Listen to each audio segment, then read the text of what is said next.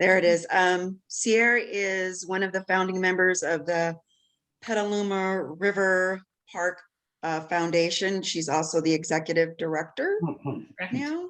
Yep. And she also sits on the board.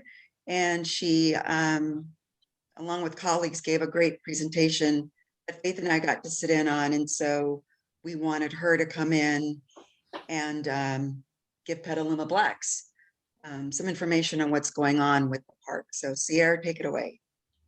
Thanks, Claudia. I appreciate it. And thanks to everybody for having me and the River Park here tonight. It's exciting to continue to get to meet more and more people in the community. Yeah, I think I'll just jump right in. I've got a slide deck to show. I think, Claudia, you said show the same deck that you showed me in Faith. And I'm like, I can't remember what deck I showed you guys. So we'll see if this is new or the same or what it is. So it'll be good either way. Sounds good. So I'm going to go ahead and share, Lou. Okay. I think you've enabled that. Awesome. And I will get going, as you'll notice, and I'll talk and talk. So please just interrupt me, raise your hand, whatever it is, get my attention if you guys have questions along the way. And certainly we can talk after we share some information here about whatever questions you may have. So first of all, Petaluma River Park, my signals, hold on, there we go. So the first thing I always start with is about the land itself. It's a park, it's a very land-based specific project. And so this is the park itself. This is an aerial photo of the park. It's 24 acres and it's right in the middle of the city.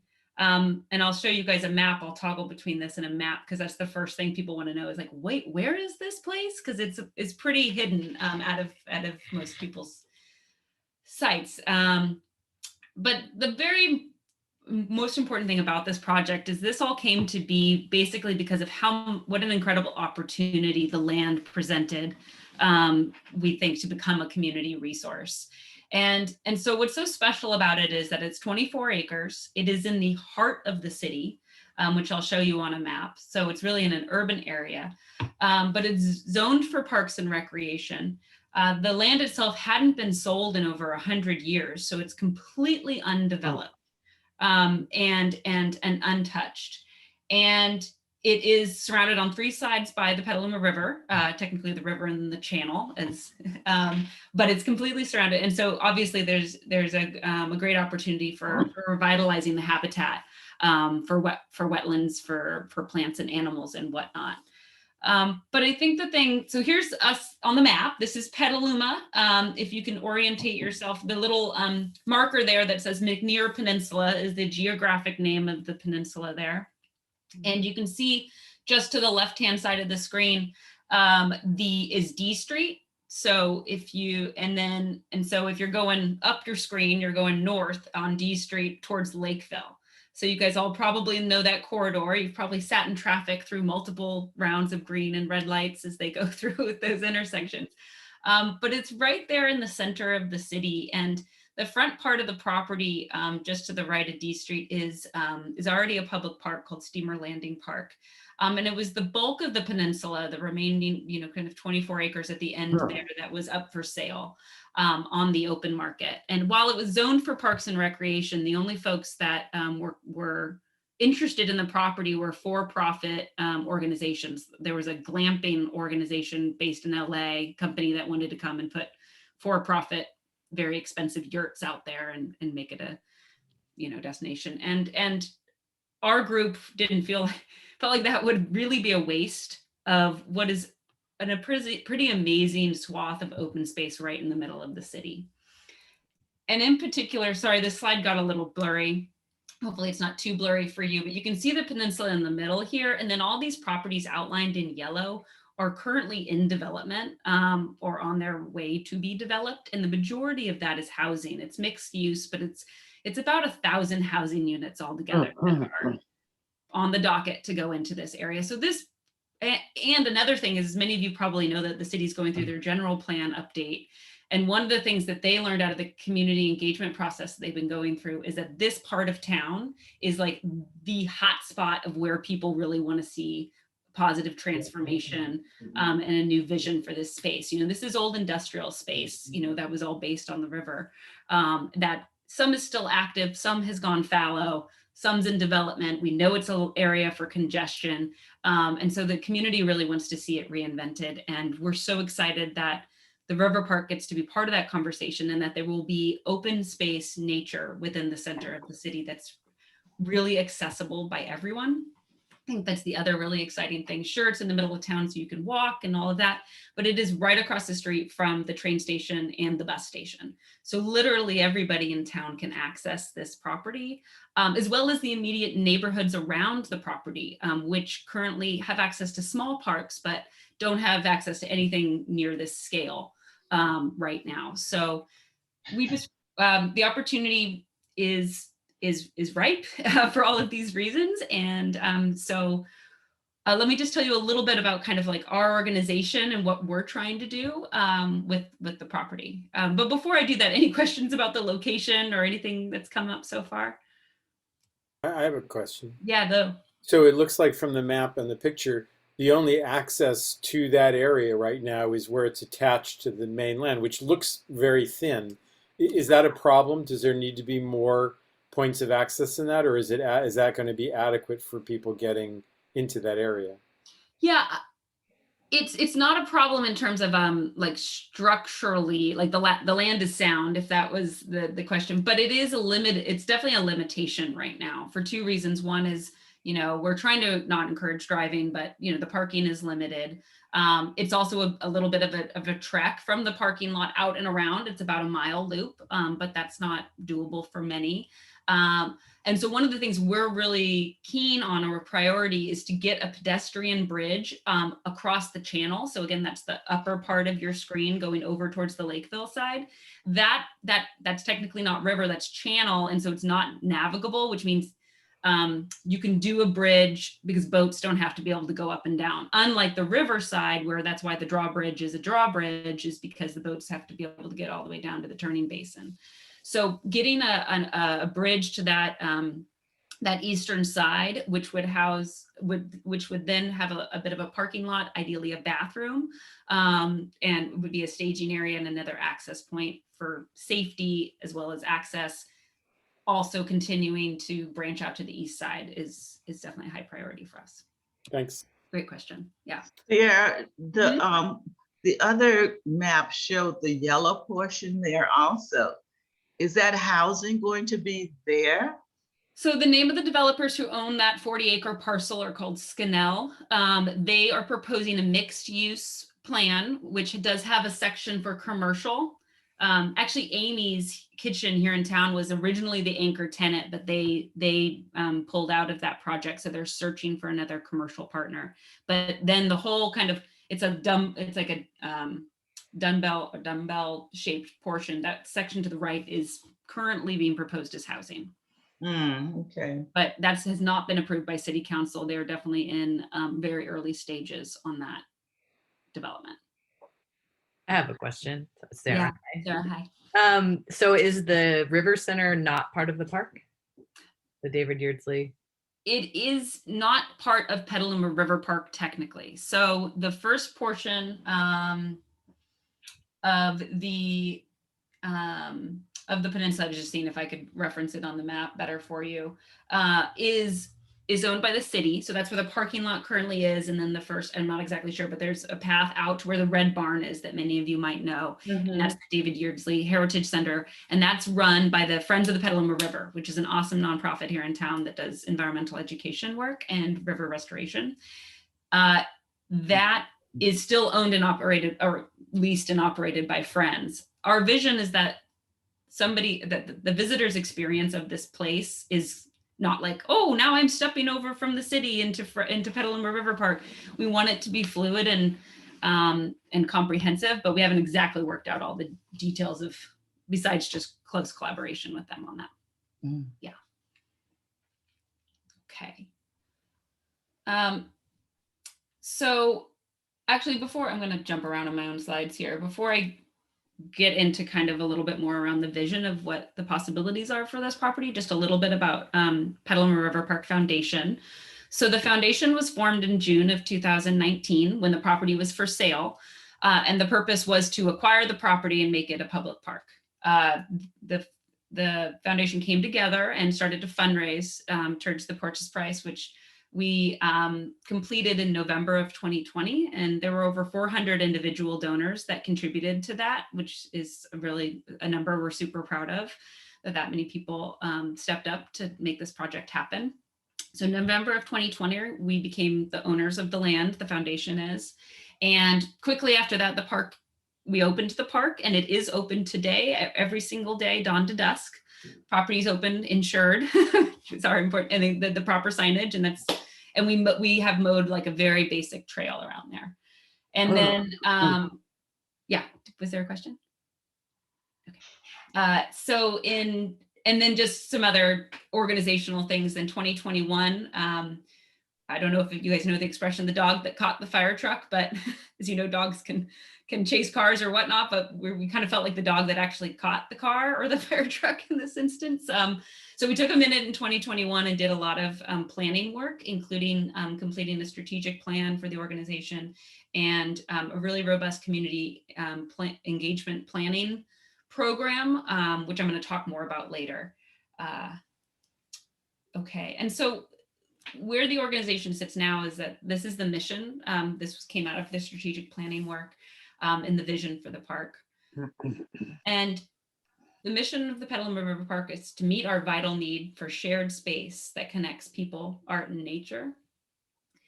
And our vision for the property is that it'll become a welcoming park that fosters a love for nature, sparks creativity, and unifies our community for generations to come. And the important parts, well, it's all important, hopefully, but is in that vision part, and is this notion of unification of the community.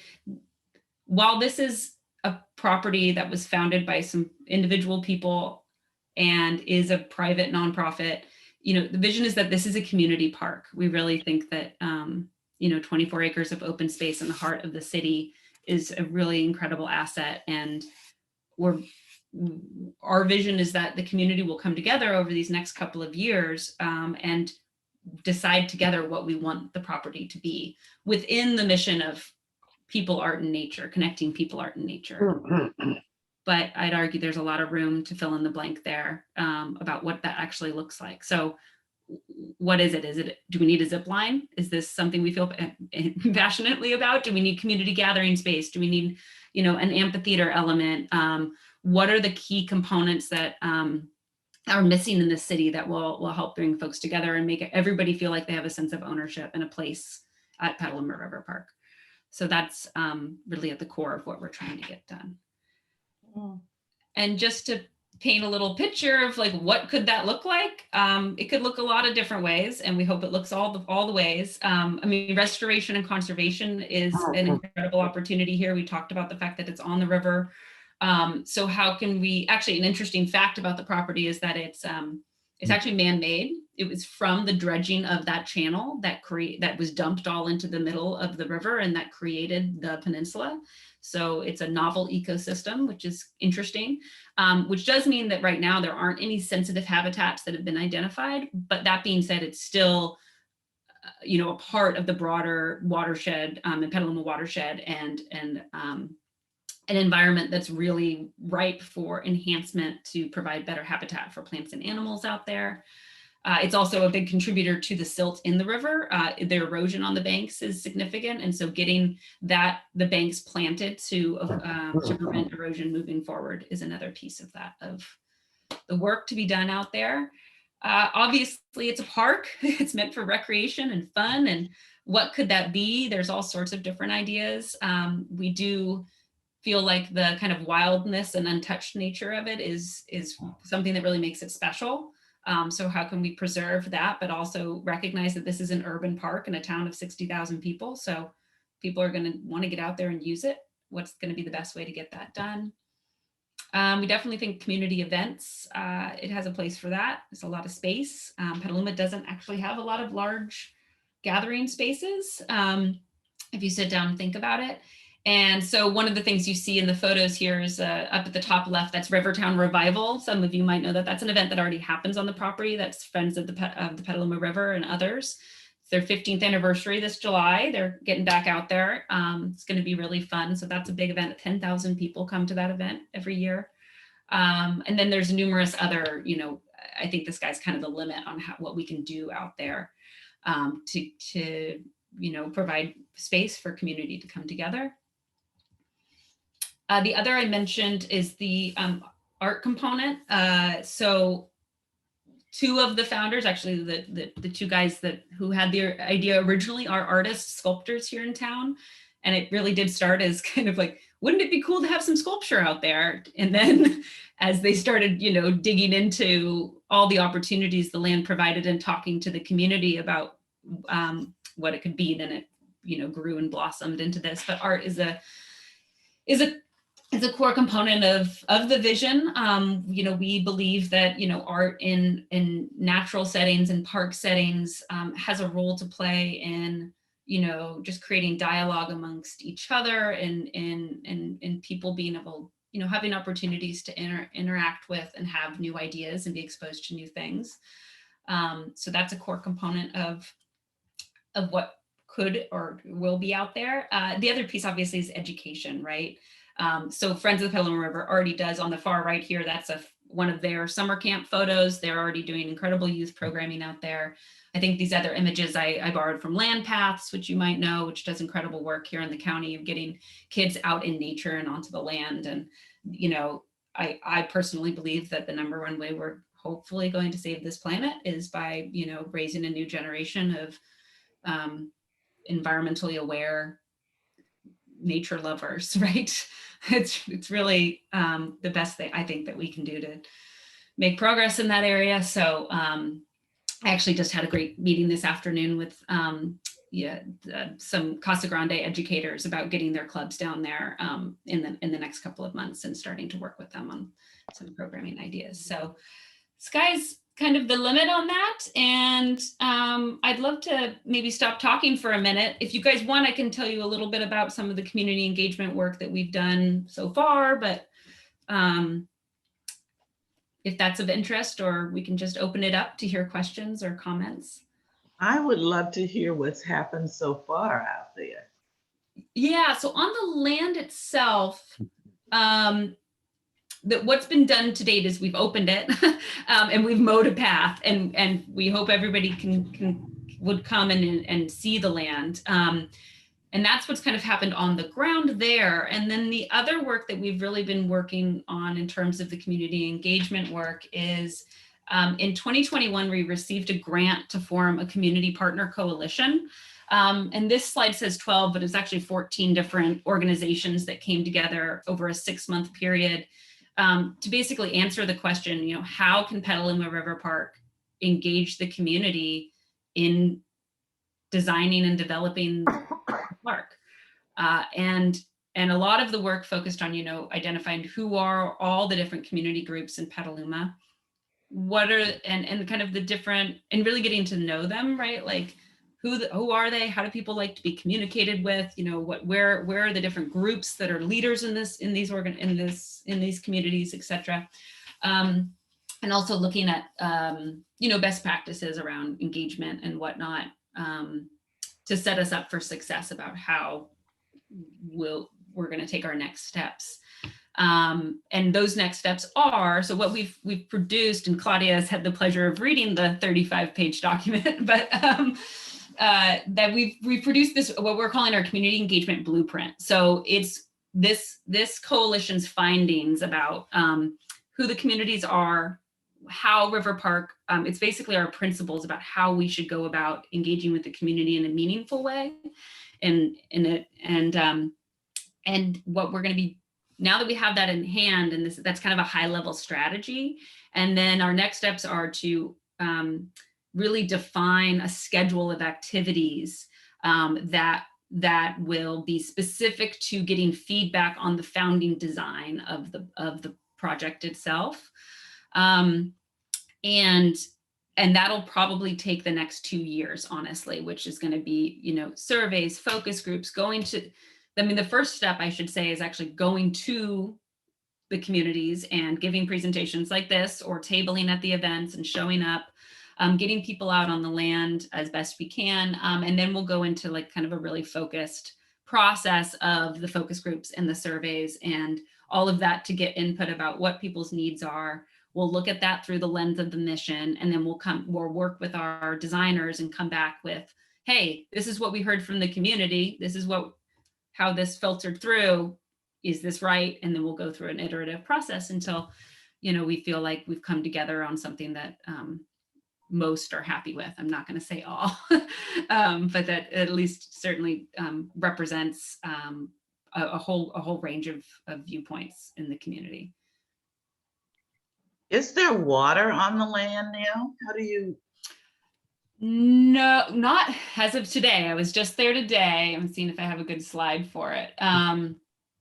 There is a pond that shows up in the rainy season. It's not on this overhead, but it's towards this very end of the peninsula. It's a fun term called a vernal pond, which is something that only appears, during the wetter months of a year, and it has kind of, attracts a whole bunch of wildlife. We actually hadn't seen it for 2 years. But then this year with those December rains, it happened, but it is officially dried up as of today when I was down there. So, is that what you meant, or did you mean like plumbed water? No, I didn't think there would be plumbed water, but Okay. is there water there? Because I saw those kids with the buckets and it looked like they were planting, and I wasn't sure how you do that if there's not a water source. Yeah, a lot of my images on the activities I borrowed from some other organizations. Okay. But there is water to a certain point. There's water on the city-owned property. They actually just ran a new irrigation line last year because they planted some oak trees that are getting water. So it's there to a point, and I believe extending it isn't a big deal from what I understand. Obviously, we are really conscious of drought conditions and what the future of water is going to be here, and we'll be working very consciously to be planting things that don't require irrigation, is the hope. Okay. So the camps that the youth have done, have they been overnight camps, or is it just during the day? I don't think Friends has ever done an overnight out there. I don't believe that they have. Yeah. I mean, it's a fun idea. It's a little scary thinking about a property with 3 sides of water in the dark. But I mean, it's definitely like that overnight experience is a special type of nature experience for kids. Yeah, there's a lot of liability issues there, so I would think. Yeah, I would think so too. One of our visions for the programming side or thinking around that is that there are just so many organizations in this town and in this county that are doing great work that unless we really identify a need that's not being met for us to develop programming, then we're going to try and partner and really be a place and a venue to help people expand their programs more than reinventing the wheel and doing something that somebody's already doing well. To me, it seems like a really interesting time that this is happening at the same time that the future of the fairgrounds is really unknown. Yeah. Because it seems like you could come and fill in some gaps if, they lose a lot of maybe their performing arts space or who knows what. I was just thinking about, the stages there that they have, like if that ended up being shifted. Yeah, that's really interesting. I think the timing is really, well, it's interesting and apt. I think fairgrounds and the general plan update, right? Like that's going to be the city for the next 20 to 30 years. And so all of these things are everybody's having all these conversations right now. And we definitely want to be, we're trying to insert ourselves and try and collaborate and coordinate as much as possible because there's not a ton. There could be better coordination, I would say, amongst the different players. I have a question. Will there be lights out there? Lights? Yeah. Right now, I don't know the answer to that. Again, the final actual design of the park is going to come together over the next couple of years. And if we hear from 90% of the community that they really want to have some lighted element, then we'll have to consider that. However, right now as a park, the hours are dawn to dusk, and that's going to be the primary hours going forward. But should we do some kind of venue, performing arts venue, then we'll definitely need to think about lights and safety and light pollution and and those components too. Yeah. Yeah. Mm. Yeah, I have a question about. Yeah, I don't think I'm we'll sorry. have, I'm sorry, I don't think we'll have, all of the, well, all the answers that we have until we go through the next steps, which you said might take 2 years. And Yeah. that's why input is so important. So it's, it's a work in progress. So we're not going to be able to answer this in the next month or two. Just keep that in mind. Absolutely. Yeah. Yeah, what I was going to say was about the public arts, an outdoor public arts performing arts space. When you said community and the arts, I immediately thought, because I have a little bit of a theater background, of a public an outdoor performing arts space, and your slides has a picture of one, which obviously is not in here; it's someplace else.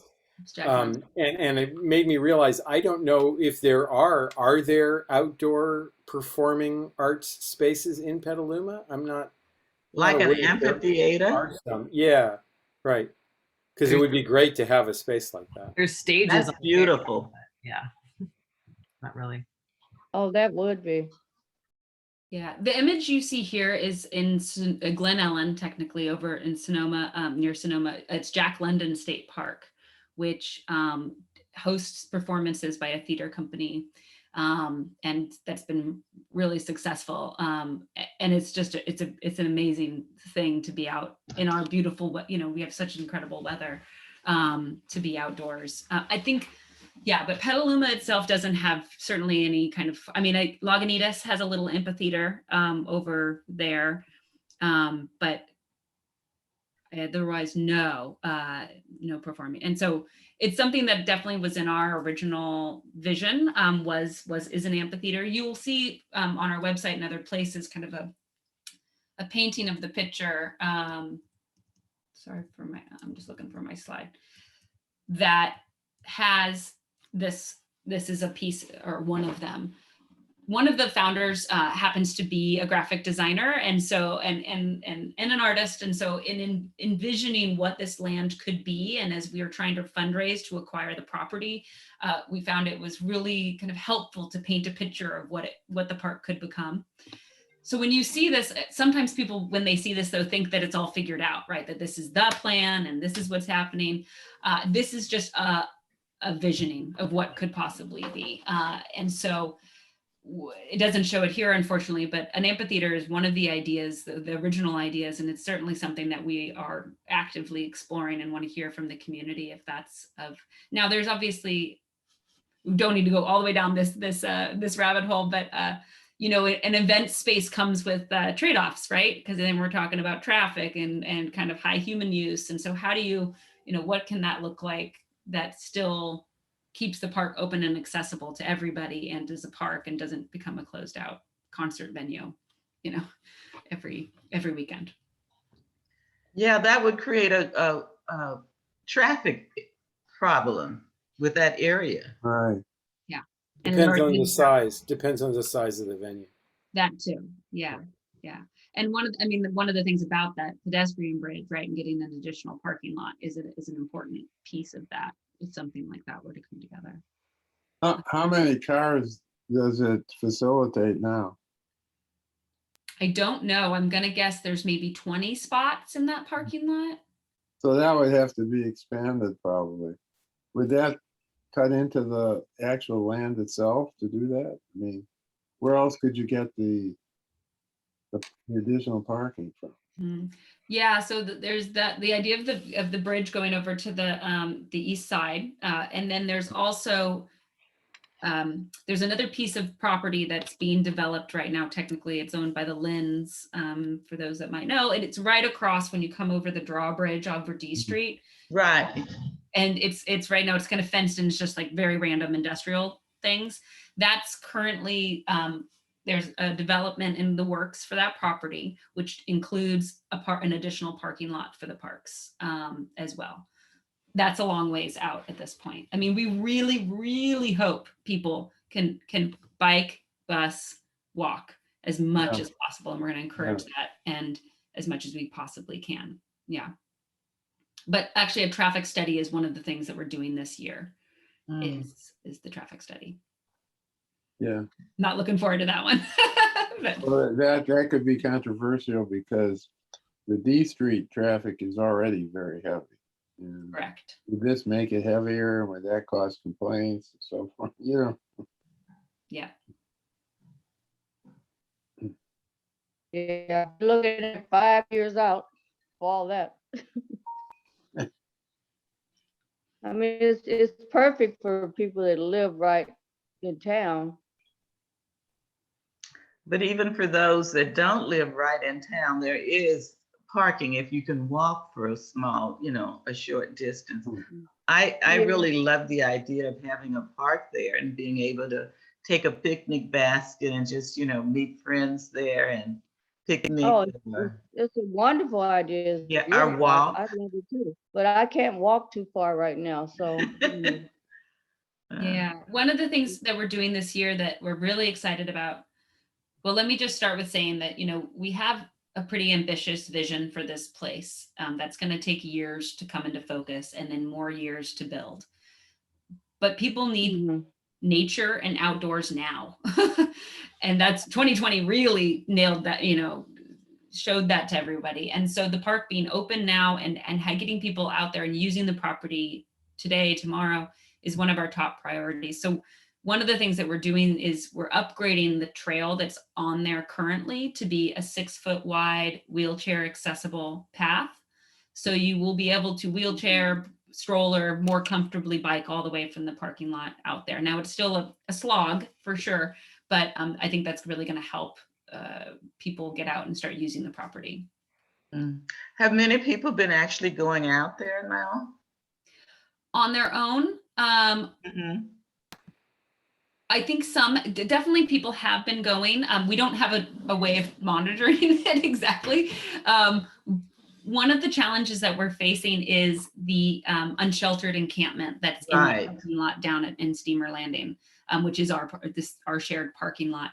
And as probably many of you know, if you've been following this, it was in October that a federal judge placed an injunction against the city of Petaluma, preventing them from taking action to remove folks from this property.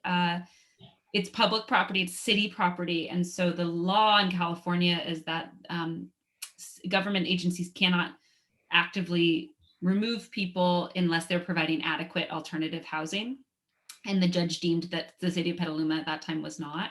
So COTS, Downtown Streets Teams, the city, Petaluma People Services, all of those service agencies have been working really, really hard on making progress there. And the tiny villages at COTS, which are those tiny home People's Village, the tiny homes at COTS are completed as of this, or 9 of them are up and ready to go as of this week. Very exciting. It's one of the things the judge was really wanting to see. And there's another ruling expected at the end of this month that's hopefully that all are optimistic that he will rule to lift the injunction, and that'll enable the service providers to start more actively helping folks relocate. So I bring that up to say that a lot of people gave us the feedback that they didn't feel comfortable going down to the park property at this time because of their experience in the parking lot. And our point of view as Petaluma River Park is that this is a group, one of our community groups, and this is an area in which they have a strong presence, and the vision for the park is how can we work together and include them in this public space, but not at the exclusion of others.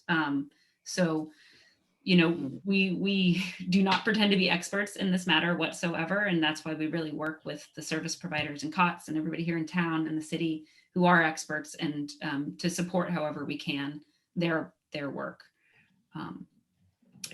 It's definitely a complicated issue. But Seair, you all have been hosting the Saturday walking tours. Yeah. And you've had quite a few people come out for those, right? Yeah, so we've had two, we had this, I don't know whose idea it was a great idea. First Saturday of the month, we do guided walks out on the property. We've done two. We did one in February, one in March. Pretty exciting. We had 90 people there in Wow. last one, which Mhm. we were all surprised, pleasantly surprised, but it was really exciting. And so the reasons for that is, one, come out, see the land, and talk to the team, and we, you know, share what the vision is, what's going on. The other is that it does enable people to feel comfortable coming to visit in a group, and so that's been really successful. It's kids and dogs and everybody, and we just walk around the property, and then we stop and talk. There's some groupings of rocks for sitting, and then ask questions and hear what people think about the project and how they want to get involved. And we are doing those tours in Spanish as well every month. So the next one is April 2nd, and it's going to be a really fun one because apparently there's been this thing called Petaluma Kite Day that I didn't know about, but it's been happening out on the peninsula on the city park property side for years. So it's going to be Petaluma Kite Day and first walk. So bring your kite and your picnic, and be great. Is it possible to ride a bike out there? You can ride a bike comfortably to a certain point, but then it's the path that's on our portion of the peninsula is pretty bumpy. My kid, I tried to get him to ride his bike out there, and it didn't go well. Okay. He's 5 though, so I don't know what What kind of a mountain biker you are, Steve. Well, What time does Oh. the walk start? The walk's at 9:30 in the morning, and it's about an hour and a half all said and done when we're done yakking, but it's come as you please, leave when you need to. And then the kite day will start at 11, but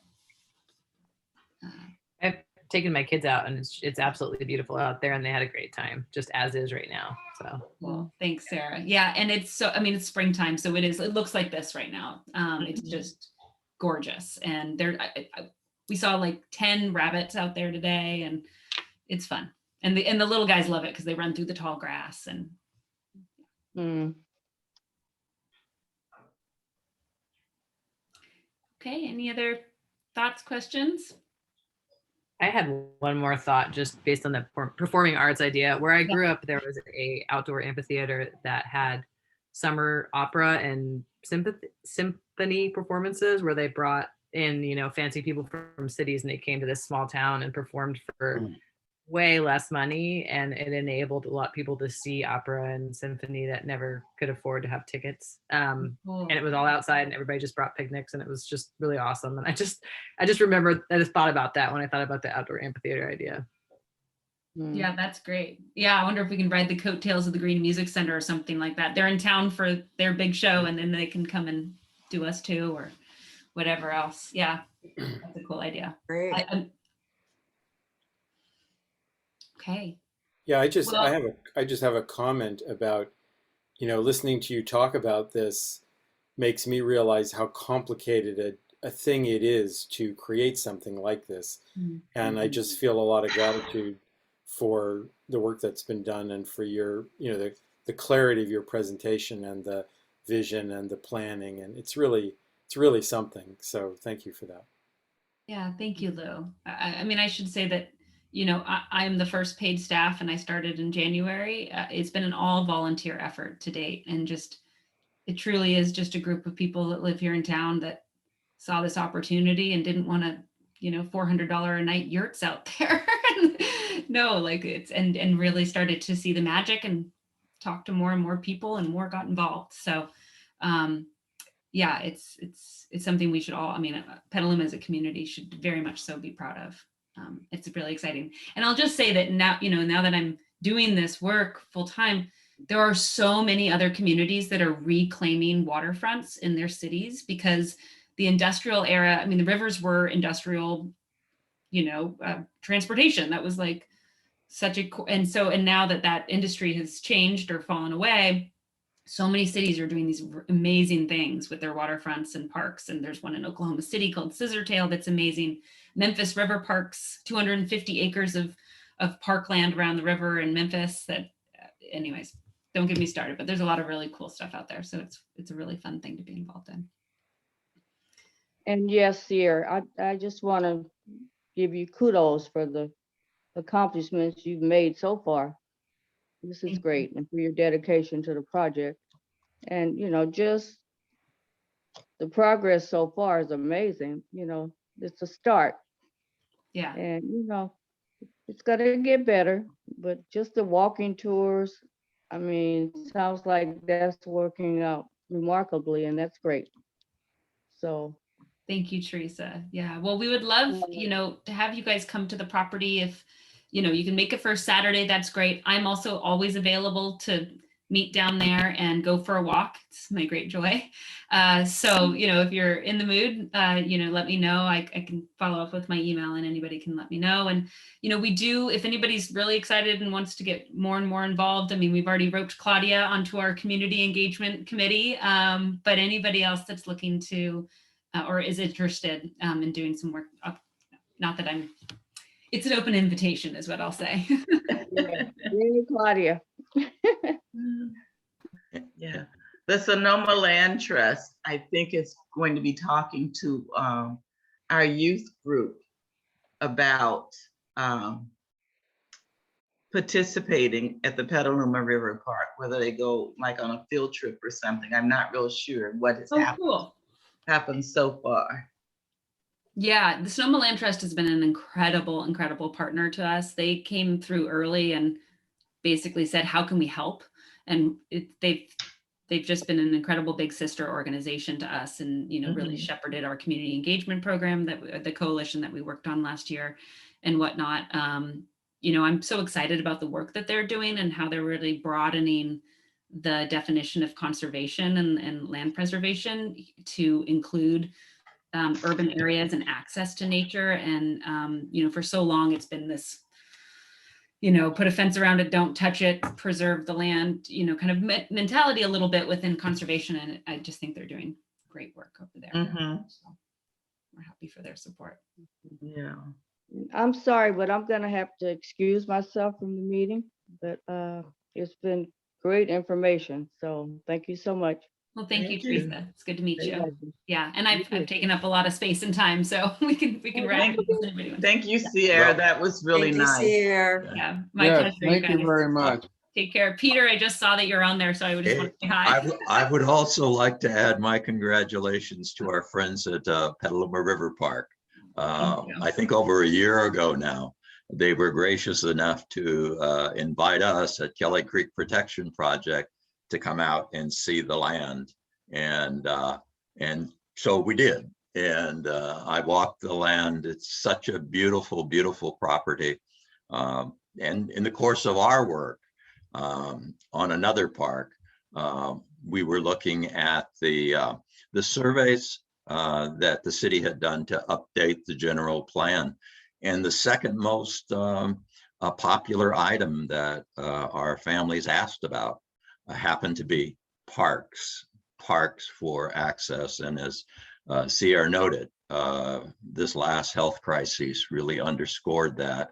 And we are blessed here in Sonoma County to have beautiful parks. And I think it's really special when a spontaneous group of persons come forward to identify parkland that our children and future generations in Petaluma and Sonoma County can enjoy. So Seair, kudos to the Petaluma River Park team. Thank you, Peter. Peter is with the Kelly Creek Project, which is another park that's on the, what is it? I should say being thought about, will be looked at by the city pretty soon. I had the pleasure of getting a tour with Peter. Was that last weekend or Yes. 2 weeks ago? Yeah, which was great. And A really special piece. that's why we're regularly extending invitations. Some of the vistas at not only the Petaluma River Park, but at the Scott Ranch, which is a 58 acre ranch that this nonprofit of Earth Island Institute has been able to negotiate an agreement to purchase 47 of the 58 acres of the ranch and have it permanently protected as a expansion of the 216 acre Helen Putnam Park.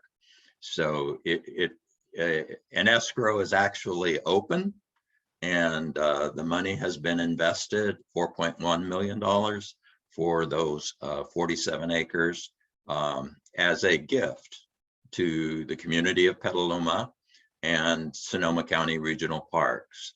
And scheduling wise, that will be coming up for hearing.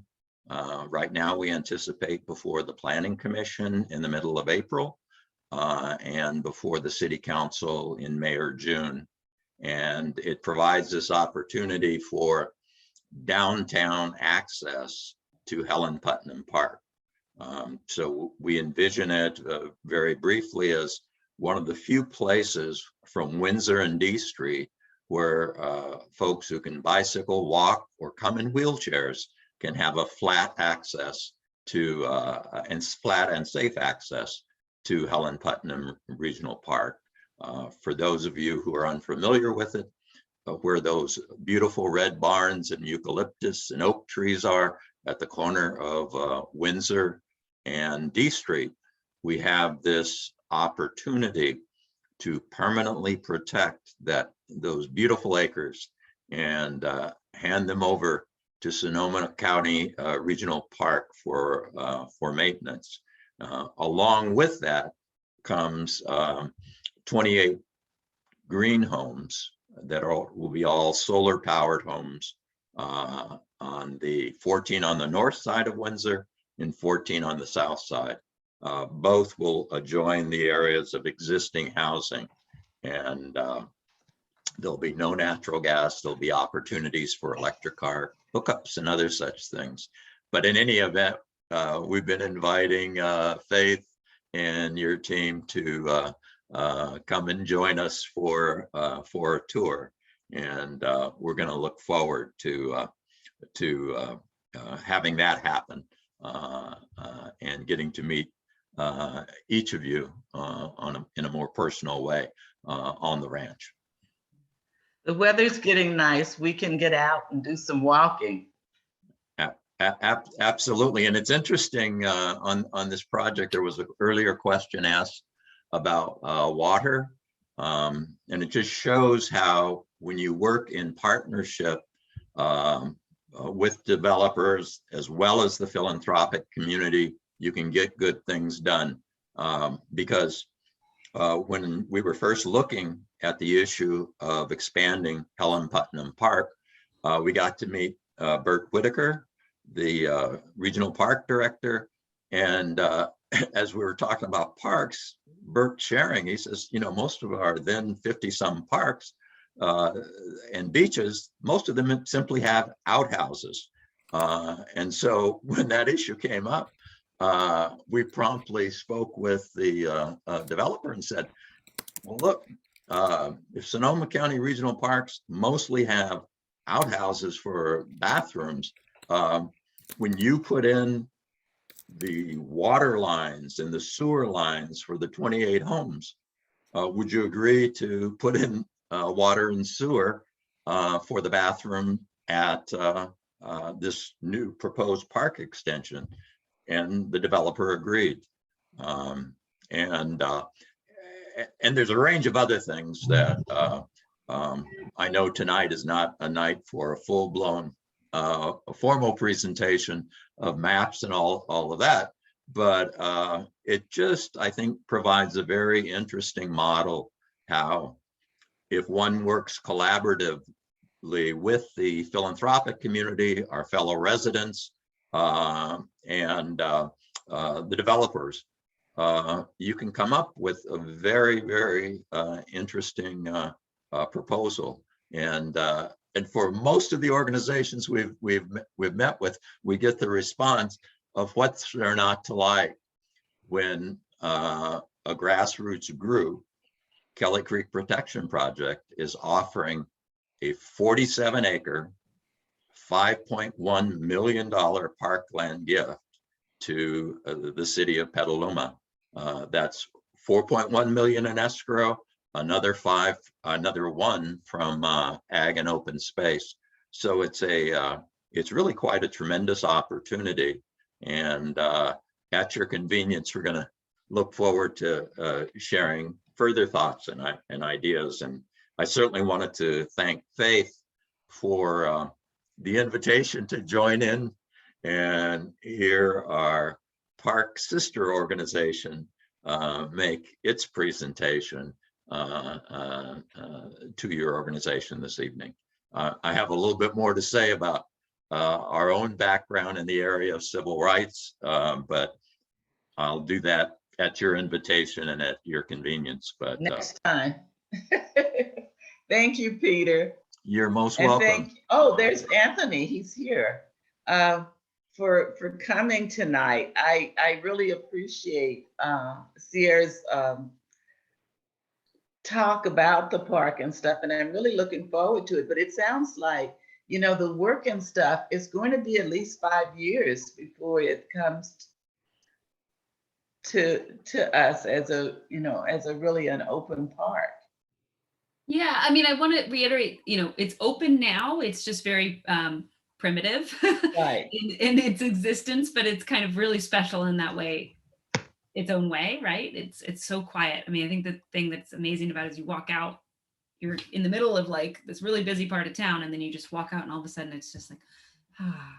So I encourage you to get out there now and use it. But yeah, that's probably right, Faith. I mean, one of the things we've learned already in this process is about how fast we really can go. If we're sincere about the community having ownership of this place, then we can really only go at the speed of trust, where folks can, you know, and it takes a long time to build those relationships, to get people actually committed and involved. And it takes a long time to hear a lot of voices and synthesize those voices. So yeah, I mean, you're probably right. And we got a couple dollars to raise too along the way.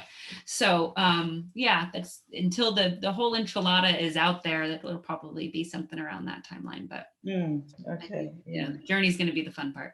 But in the meantime, can people take their picnic baskets there and Absolutely. take a blanket and just sit out? And... Yeah. Okay. Beautiful. Bring your sun hat. There isn't shade. That's the only thing you really need to know.